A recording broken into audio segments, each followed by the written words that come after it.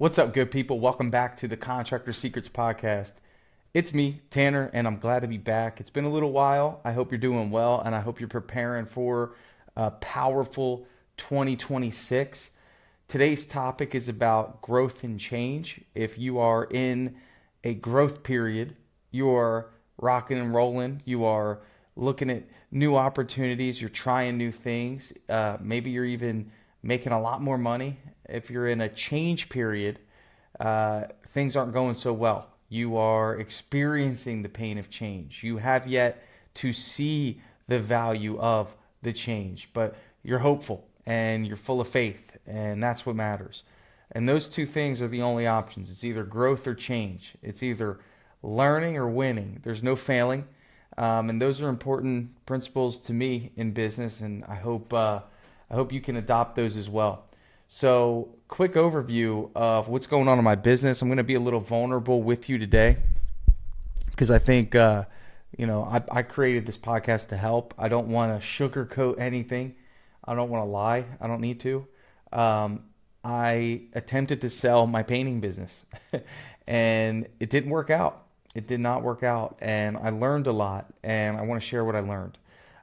So let's talk about a few things that I did learn that went really well. Okay, so I had an opportunity to sell my painting business, and I'm on the other side of it now, and it kind of stung a little bit, hurt the ego, hurt the, really just kind of just put a wrench in my whole world a little bit. But I always look for the positive, and there's so many good positives that came out from it because I learned, and I think, it's even humbling to be in a conversation to sell a business, and I don't take that for granted. It's a little emotional when you go to sell a business. I don't know if any of you have experienced that, but it is a little emotional because it's like, man, like you built this thing, and someone else is going to take care of it, and that's it, right? And you just get money, and I don't know, it was a little emotional. So let's talk about kind of some of the things I learned. I'm going to go through maybe like 5 things that really stood out to me. And I'm going to start. So number one, the most interesting thing is how important having automated systems was and how good it felt to be able to talk about those things. Okay, so I'm going to go back a little bit, not too far, but I'm going to highlight that when you sell a business, there's got to be a lot of excitement between you and the buyer, right? You want to emphasize why it's a good deal for them, just like you would sell a paint job. You need to get them to buy into the vision. You want them to be excited about what their life would be like with the business. It should be like your life, and you should enjoy your life with your business. It shouldn't be terrible. So, one of the things that I've built in my business, of course, is the automations. And I remember having conversations with the potential buyers about the different automations we set up to streamline the operations. Like, for example, they asked, how does the crew know what jobs to go to? 3-4 years ago, that would be me sending a text message chat to everyone saying, hey, you're going here, you're going here, you're going here. And today, you just move the deal card in Drip Jobs to project in progress.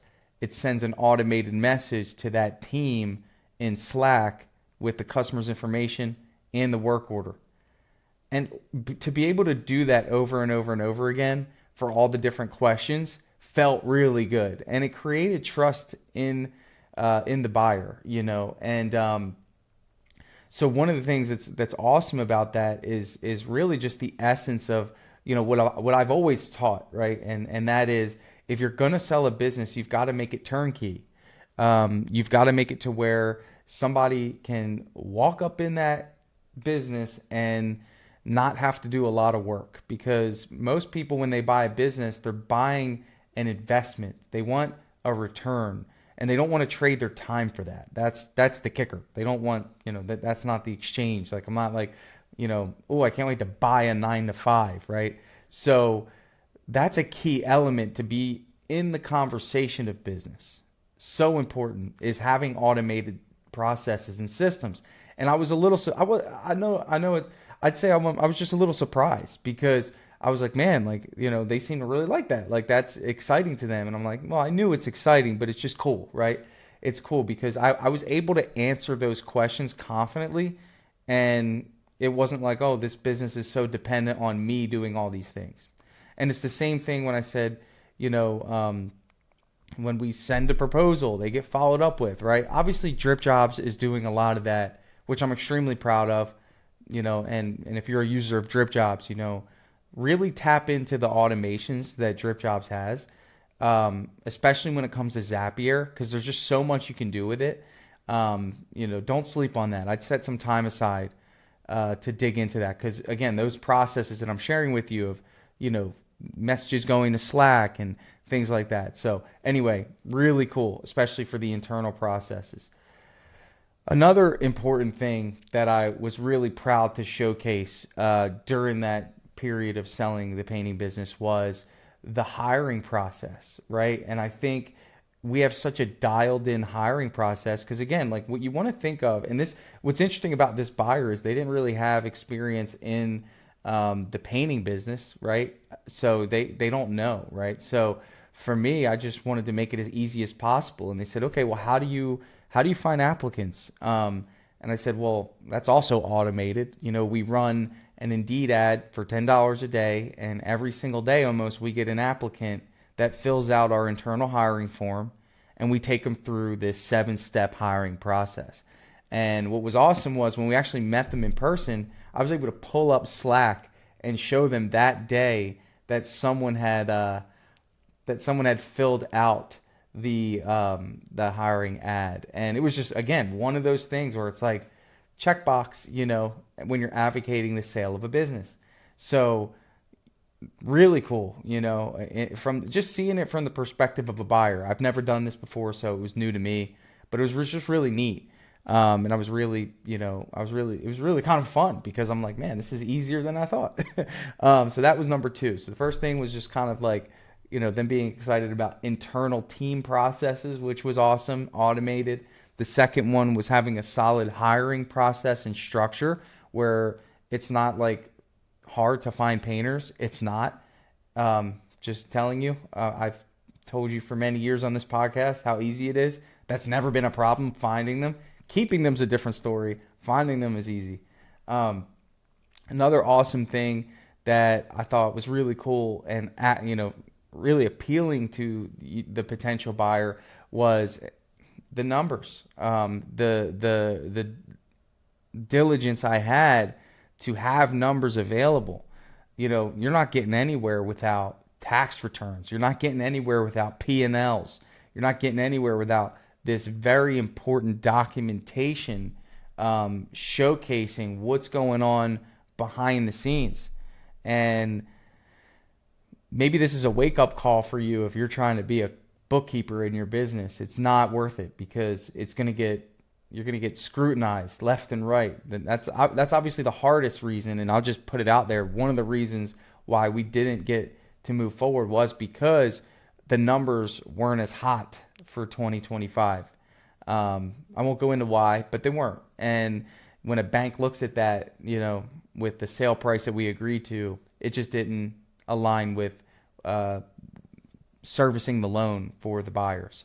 So unfortunately, it didn't work out because of that. But still, at the end of the day, that's part of the process, is going through a financial due diligence and looking at what's that net income, what's that, what are those numbers like, and are they consistent? Are they growing? Right?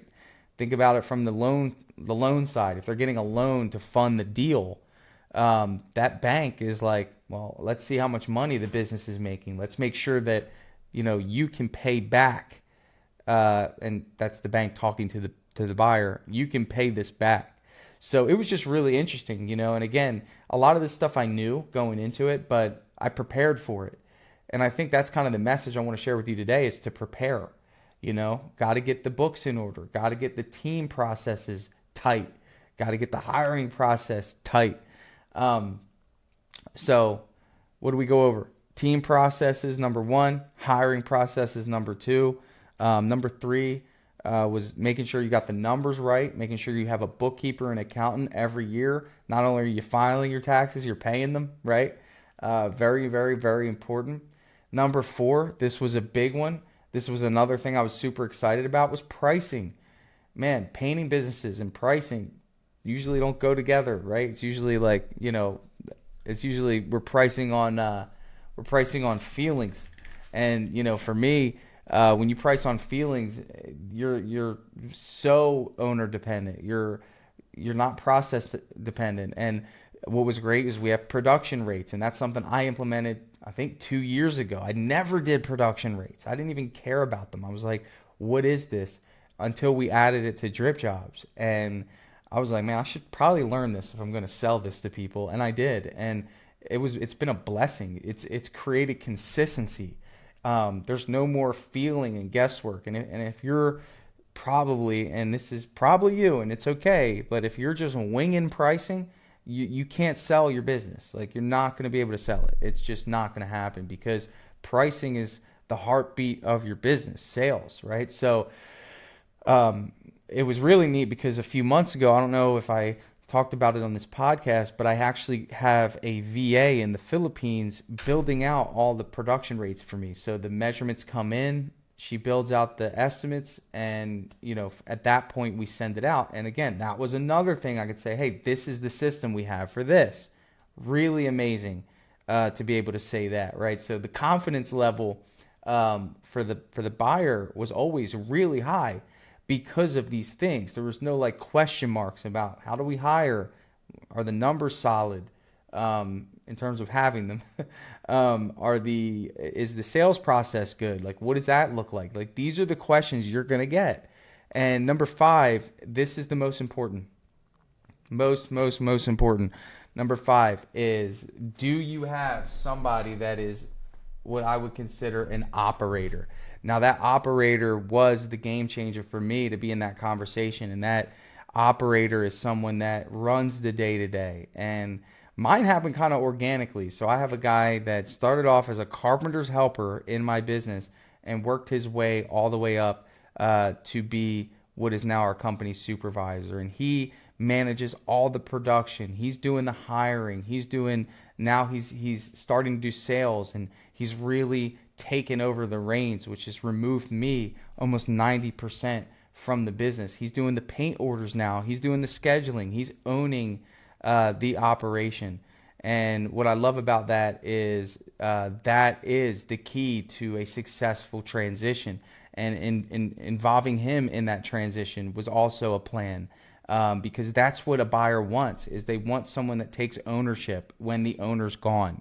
And that might be something you need to plant seeds in now, in the future, right? So that's something that I've been working on for 5 years with this individual, training him, teaching him, giving him more responsibility.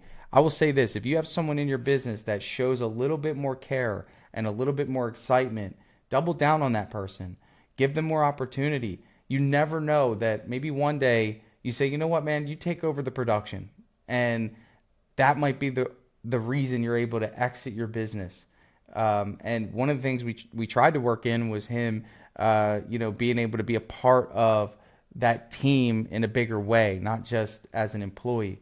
But again, it didn't work out, and that's okay. I mean, it was just a learning experience. That's why I said we're either in a growth period or a change period. And really what that did was it allowed us to have like a heightened sense of awareness, because I kept putting a lot of pressure on Julio for different things to be prepared for, and it only made him better. And he was excited and thankful for that trust to be able to even talk to the potential buyers and explain what his process was for how he runs the business. And again, like, it was going to be a really sweet deal, but God had a different plan, and I'm okay with that. There was nothing I could have done differently, but I was prepared for it. And I think one of the things in life is you always want to be prepared for the opportunity. Stay ready so you never have to get ready, and it was just a great learning experience. So I think I'm more prepared to teach people how to prepare for this transition. I don't know if I can get them through it because I haven't been through it yet, but it was really neat.